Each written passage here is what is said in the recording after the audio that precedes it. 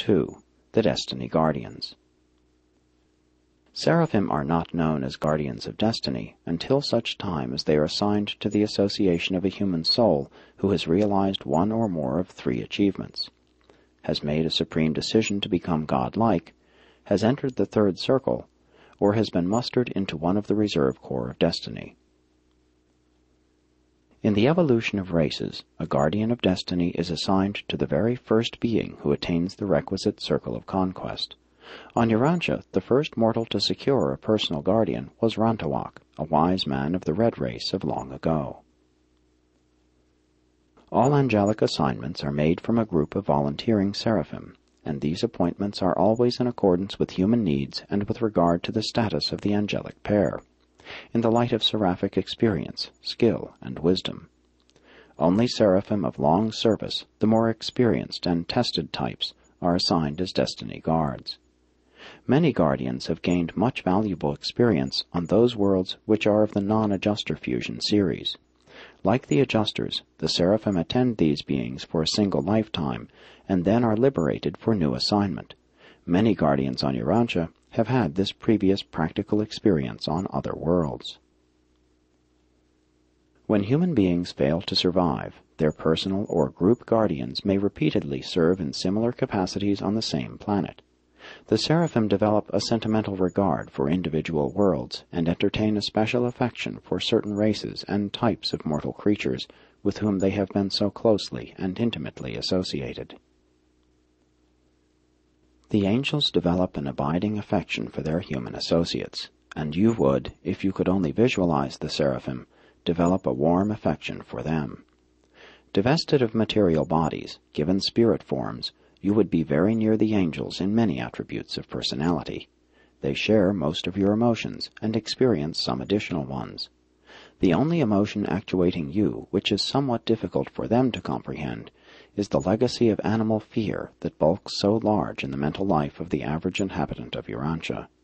The angels really find it hard to understand why you will so persistently allow your higher intellectual powers, even your religious faith, to be so dominated by fear, so thoroughly demoralized by the thoughtless panic of dread and anxiety.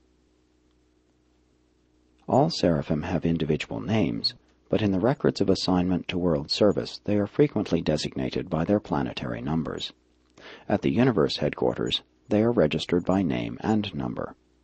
The destiny guardian of the human subject used in this contactual communication is number 3 of Group 17, of Company 126, of Battalion 4, of Unit 384, of Legion 6, of Host 37, of the 182,314th Seraphic Army of Nevadon. The current planetary assignment number of this seraphim on Urantia and to this human subject is 3,641,852. In the Ministry of Personal Guardianship, the city of this visitation, a certain mortal was recently admitted to the Reserve Corps of Destiny, and since all such humans are personally attended by guardian angels, more than 100 qualified seraphim sought the assignment.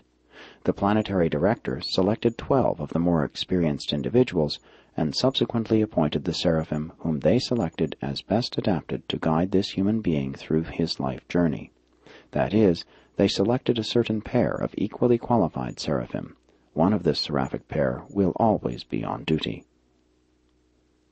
Seraphic tasks may be unremitting, but either of the angelic pair can discharge all ministering responsibilities.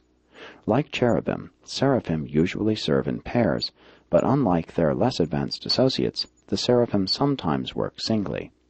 In practically all their contacts with human beings, they can function as individuals.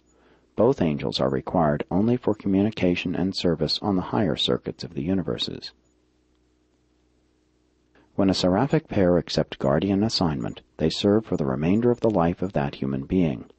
The complement of rest, one of the 2 angels, becomes the recorder of the undertaking.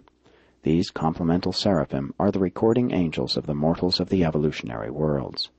The records are kept by the pair of cherubim, a cherubim and a sanobim, who are always associated with the seraphic guardians, but these records are always sponsored by one of the seraphim. For purposes of rest and recharging with the life energy of the universe circuits, the guardian is periodically relieved by her complement, and during her absence the associated cherubim functions as the recorder, as is also the case when the complemental seraphim is similarly absent.